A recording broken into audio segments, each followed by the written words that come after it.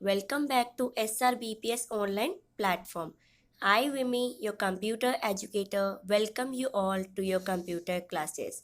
Today, in the same series, we will discuss Chapter 1 Computational Thinking Part 4.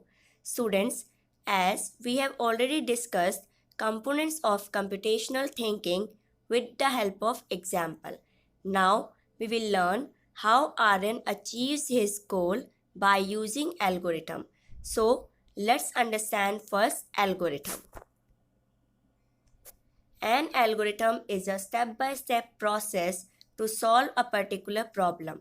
It can be represented in the form of a flowchart or plain English text.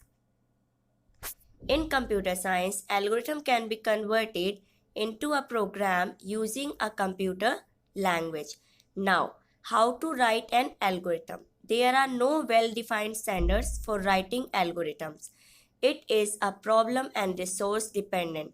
All programming languages share basic code constructs like loop, etc. for writing algorithms. Algorithm writing is a process and is executed after the problem domain is well defined. Let's understand algorithm with one real life example.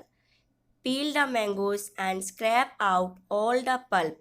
Blend the pulp in a blender to form a smooth puree. Add milk and sugar and blend well.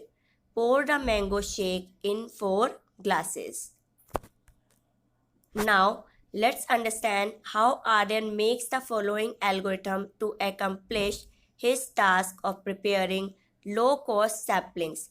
He would carry out his task using some steps. First is collecting seeds and saplings. He might collect seeds, he might collect saplings. And sprouted seedlings can be collected from under the trees and germinate from the seeds that had fallen and grown naturally. The seeds and saplings can be obtained, making sure that the saplings collected have their roots intact. The second step is making sapling containers. So, the nursery bags can be acquired from local nurseries. Plastic bottles can be recycled by slicing them from middle side and making small holes for excess water to drain out. Coconut shells can also be used as bags for smaller plants. The third step would be making the mix needed for nursery bags, like compost can be obtained from nurseries. And kitchen waste mixed with dry leaves can be used to make compost by keeping it in a container and mixing it to agitate it regularly.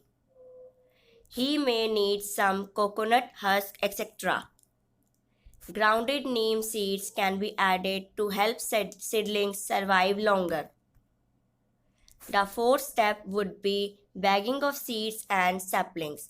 For the saplings, the bags are partially filled with the mixture. Saplings are inserted in the bag, then the bags are filled till the roots are covered with the mixture. Then seeds will be inserted 1 inch deep from the surface of the bag and then it will be covered with soil so that saplings can grow properly and a proper intact compost is also added in the required soil. Next step followed by RM would be nurturing of saplings. That is to provide right rainwater sunlight to the sapling. Saplings are sprayed periodically, which can be made at home with ingredients like garlic and ginger. It takes about 8 to 10 months for the process to complete. Final step would be planting the sapling.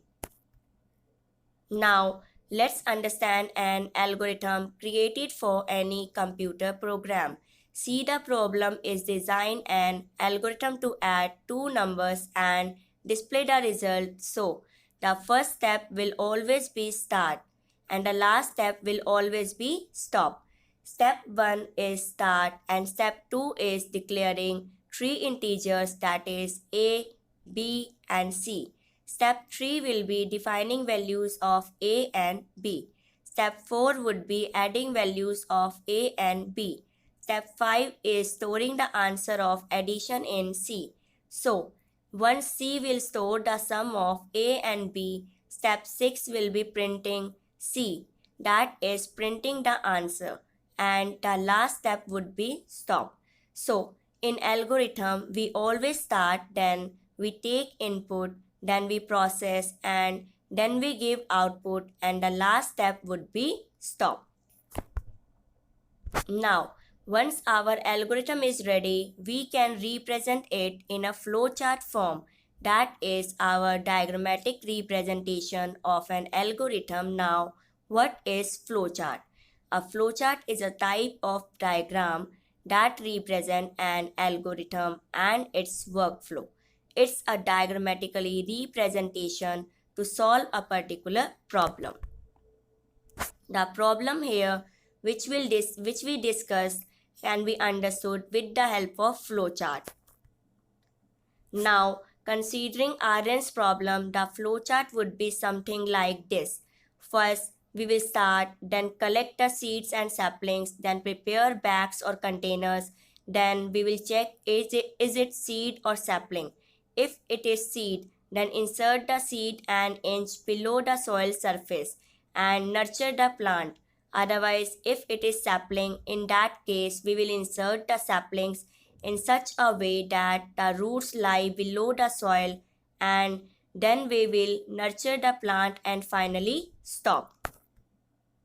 So students, what we use in flowchart? We use rectangles, diamonds and shapes with connecting arrows to define the flow and sequence of the process. So students, next part we will discuss in next session. Thank you.